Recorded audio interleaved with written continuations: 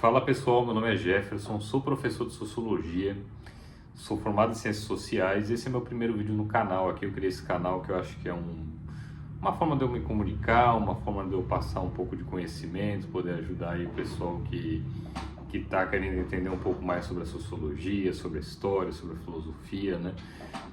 Principalmente aí quem está prestando pré-vestibular ou quem só quer entender e conhecer um pouco mais sobre esses temas, né, que eu acho que são muito importantes, muito relevantes para os dias de hoje, né? E o tema que eu quero abordar é o tema modernidade. E para falar sobre esse tema, para discutir um pouco sobre esse tema, eu vou usar por base esse livro aqui, História da Riqueza do Homem, do Léo Huberman. É um livro muito bom, eu indico para quem está no ensino médio, para quem está na universidade, para quem só quer entender e conhecer um pouco mais sobre o assunto, né?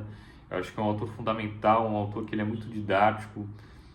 É um livro que é didático, mas ao mesmo tempo tem uma complexidade, tem uma densidade, detalha muito bem os processos históricos, né, do feudalismo ao século XXI.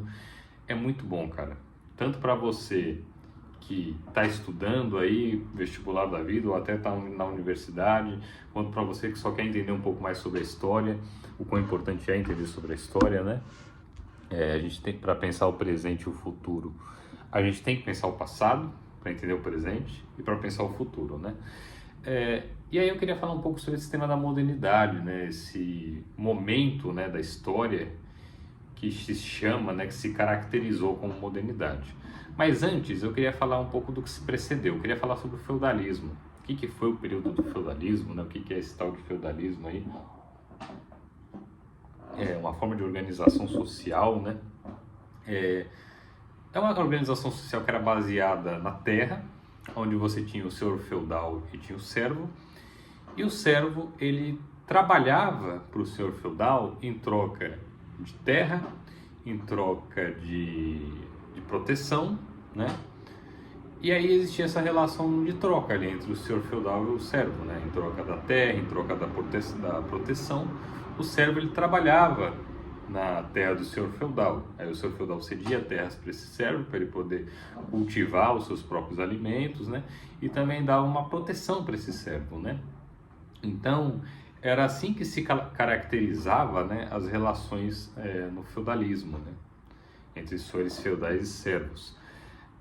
A gente também tem a questão de que os servos, né, era visto como escravo, não era escravo. É interessante a gente pensar, né, o que seria a escravidão, né? O servo, por exemplo, ele não era o senhor feudal, melhor dizendo, né? Ele não detinha a propriedade do servo em si, ele detinha a propriedade da terra. Então o servo, ele não poderia ser vendido. O que pode ser vendido é a terra, que passa para o senhor feudal, mas o servo continua trabalhando naquela terra. Então não é uma escravidão da forma como a gente entende, né? Onde o escravo, ele poderia ser vendido, né? Então o senhor feudal era dono da terra. E o servo, como ele não possuía as suas próprias terras, ele precisava, né? Ele precisava se submeter ao trabalho na terra do senhor feudal, né? Em troca de uma terra para ele poder produzir, em troca de proteção e tudo mais, né? Bom, eu acho que esse período aí foi um período que foi importante da história, mas eu queria avançar um pouco mais e falar um pouco sobre um período que eu acho que foi importante para o desenvolvimento do comércio, para a expansão do comércio, né? Que foram as cruzadas, né? O que eram as cruzadas? Qual era o objetivo das cruzadas, né? As cruzadas foi uma tentativa da Igreja Católica, dela difundir o Evangelho, né? Ela difundir o Evangelho, exterminar os pagãos e defender a Terra Santa. Então, essa que era a visão da Igreja Católica. As cruzadas, elas foram promovidas, né, com esse objetivo. Que foram soldados que foram lá para o Oriente com esse objetivo religioso, né? Arrebatar a terra prometida dos muçulmanos, tomar a terra para a Igreja, essas terras que eles achavam que pertenciam a eles, né? Para a Igreja Católica, né? Então esse era o objetivo das cruzadas. Mas o que aconteceu nesse processo das cruzadas que é muito interessante, né? Que foi a descoberta, né, de riquezas, né? E aí isso que é muito interessante, porque foi um desenvolvimento do comércio, né? Os soldados que iam para Jerusalém, eles começaram a ver que existia uma produção ali de roupas, de tecidos, de comidas, muito interessante. E eles começaram a trazer esses produtos para o Ocidente. E aí, nesse processo, começou a se adquirir um gosto pelas roupas, pelos tecidos, pelas comidas, e começou a se criar um mercado para esses produtos. Começou a se demandar com esses produtos. As pessoas começaram a querer adquirir esses produtos, consumir esses produtos, né? Então, o que a gente vai pensar sobre essas cruzadas? Do ponto de vista religioso, foi um fracasso, né? Os muçulmanos, eles retomaram o reino de Jerusalém, né? A Igreja Católica não conseguiu ficar com o reino de Jerusalém. Então, do ponto de vista religioso, foi um fracasso. Mas do ponto de vista comercial, foi revolucionário. Revolucionário, galera. Foi um ponto assim de ruptura entre esse período mais onde o comércio não existia um comércio desenvolvido, e onde o comércio começa a passar a se desenvolver, né? Então foi muito importante para o comércio. Foi um período grande para o comércio, muito importante. A partir disso, a gente tem a chamada consolidação dos centros comerciais. A gente tem nos mares do norte, Bruges, em Flandres, que a gente vai entender hoje por Bélgica, e nos mares do sul, em Veneza, na Itália, que eram regiões, geograficamente falando, estratégicas de ponto de rota entre o Ocidente e o Oriente, né? E aí, a partir disso, galera, a gente vai ter uma criação das chamadas feiras periódicas, que eram em vários países. Era na Inglaterra, na França, na Bélgica, na Alemanha e na Itália, né? Essas feiras periódicas. Mas essas feiras esse comércio que estava começando a se consolidar era muito diferente do comércio de hoje, porque faltava meio de transporte, onde a gente consegue, por exemplo, locomover um produto do extremo do planeta até outro, né? Naquela época, o transporte de mercadorias era bem mais complicado. Então essas feiras, elas se estabeleciam nesses países e elas eram periódicas também, não existia o comércio não era tão... O comércio estava começando a engatear nessa época, galera. Ele não era tão forte, tão poderoso como passou a ser com o capitalismo mercantilista, por exemplo, que a gente vai falar mais à frente, né? E então não tinha uma procura muito constante ainda, estava começando a se demandar esses produtos, né, que estavam vindo do Oriente, com as cruzadas e tudo mais que eu falei para vocês, né? Nesse processo todo, um ponto muito importante que aconteceu foram as grandes navegações. Depois das cruzadas, né, um outro ponto fundamental para o desenvolvimento do comércio foram as grandes navegações. Como eu havia dito anteriormente, Veneza era um dos centros comerciais, então eles monopolizaram, essa rota comercial aí com o Oriente. E Portugal e Espanha não estavam gostando. Como assim os caras estão monopolizando, estão ganhando dinheiro ali e a gente está submetido a eles? Vamos procurar novas rotas. E foi o que aconteceu. Então, nós temos aqui duas figuras muito importantes. Primeiro foi o Vasco da Gama, que ele abriu novas rotas para a Índia, contornando a África em 1498, descobriu novas rotas. E a gente tem um outro também que é muito importante, que foi o Cristóvão Colombo, que foi patrocinado pelo rei da Espanha, e ele cruzou o Atlântico em 1492. Só que o que aconteceu? Ele acabou descobrindo o que se chamou, né, de Novo Mundo, né? Então, buscando uma rota mais direta para a Índia, acabou descobrindo as Américas. E aí que se iniciou o que a gente convencionou chamar de colonização, nessa colonização do o continente americano, né? Bom, agora a gente vai falar sobre um outro período, que é o período do capitalismo mercantil, que é com o desenvolvimento do comércio, né? Dessas novas rotas marítimas que foram descobrindo, né? Surgiu esse chamado capitalismo mercantil. E uma das características desse capitalismo mercantil era a criação de associações comerciais. Então eram associações de comerciantes, do qual só podia comercializar e exportar quem fazia parte dessas associações e quem estava sujeito às regras dessas associações que eram impostas pelo Estado, pelo rei, né? Então a gente, nesse período do capitalismo mercantil, a gente tem algo muito importante que é o Estado Nacional, a construção do Estado Nacional.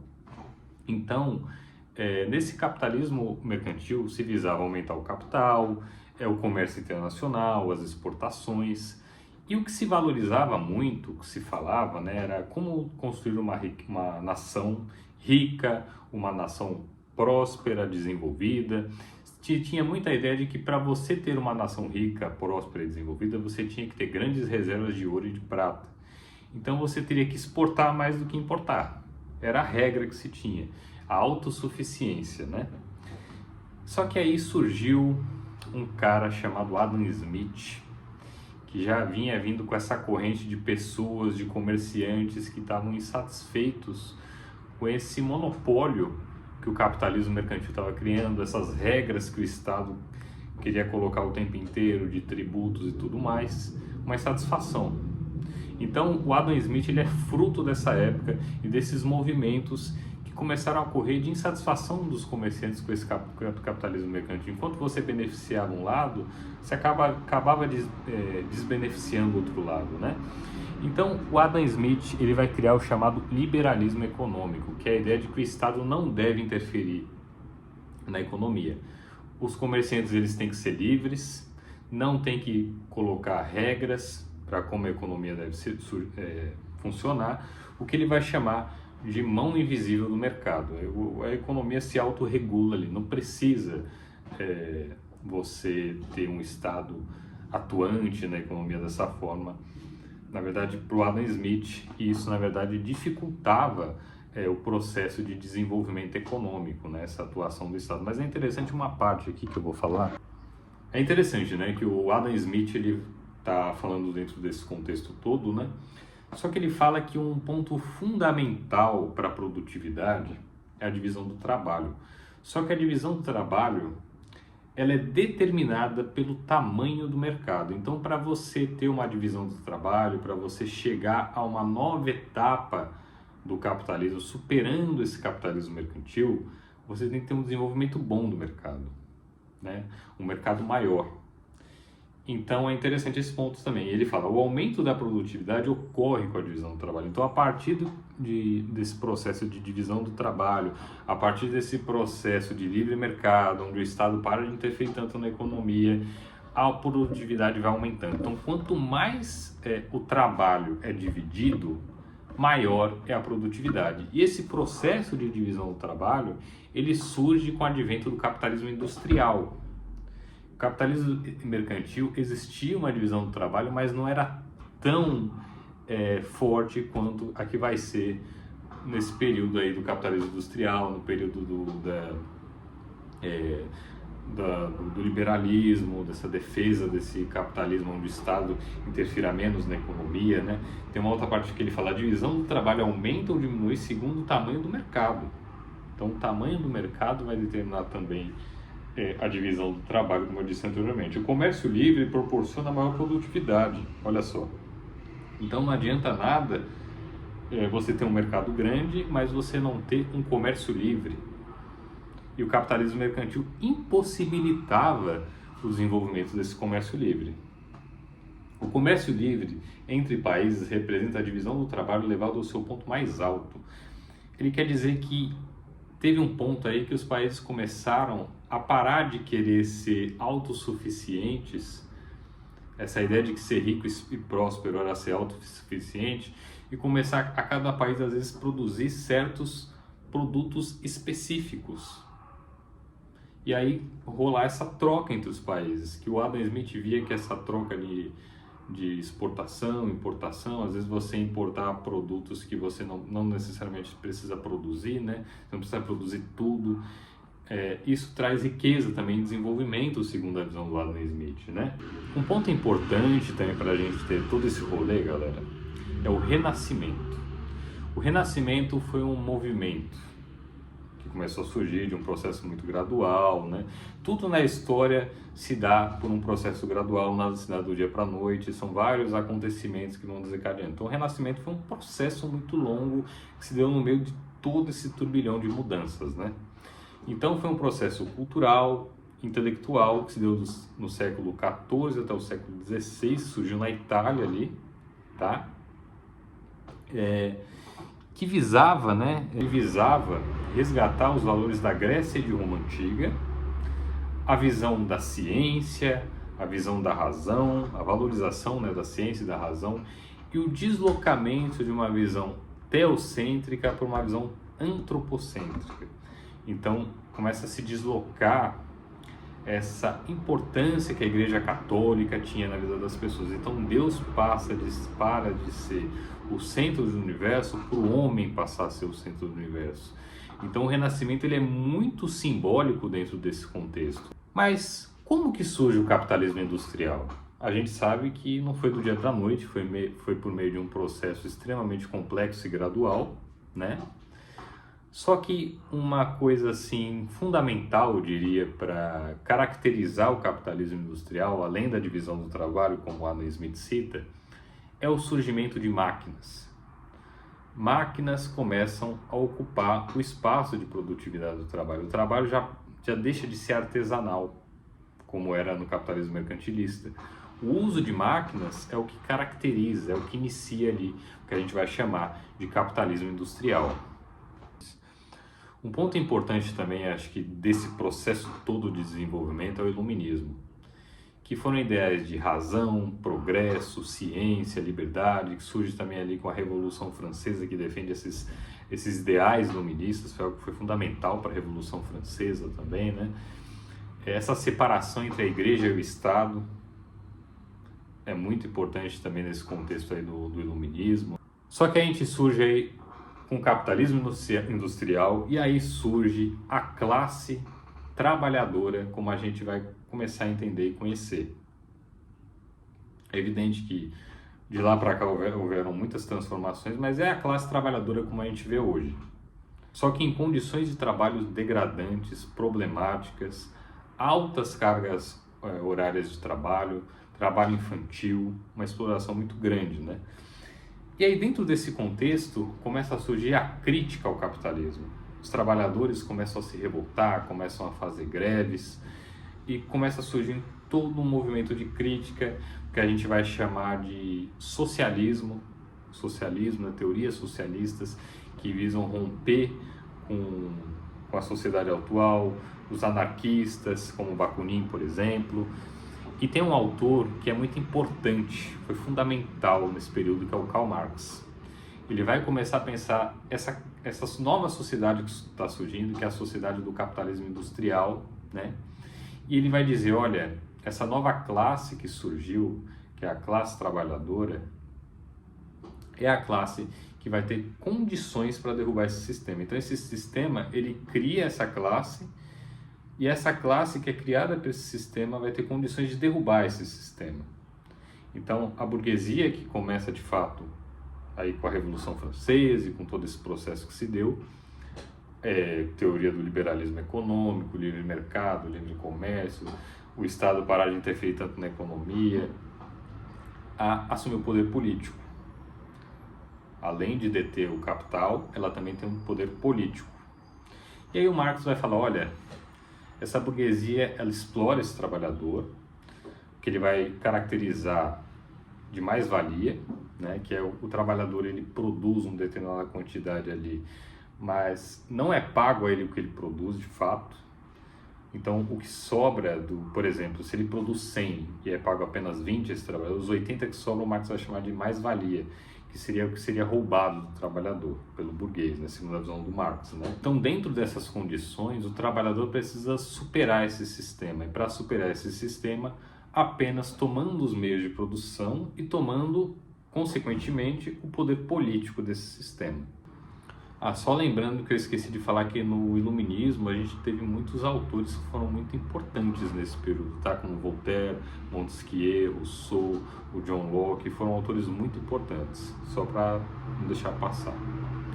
Então acho que é isso, eu acho que falar sobre modernidade é um tema muito complexo, né? Que vai ter muitas camadas, não cabe num vídeo só falar disso. Então eu indico a leitura desse livro aqui, porque você vai entender todo esse processo, desde o feudalismo até o século XXI, né? De forma muito mais completa e vai ajudar muito você a entender todas essas nuances e camadas de complexidade que existe no processo histórico, né? Que nunca é um processo linear, né? Então acho que é isso, acho que eu vou ficando por aqui. Obrigado, galera, até o próximo vídeo.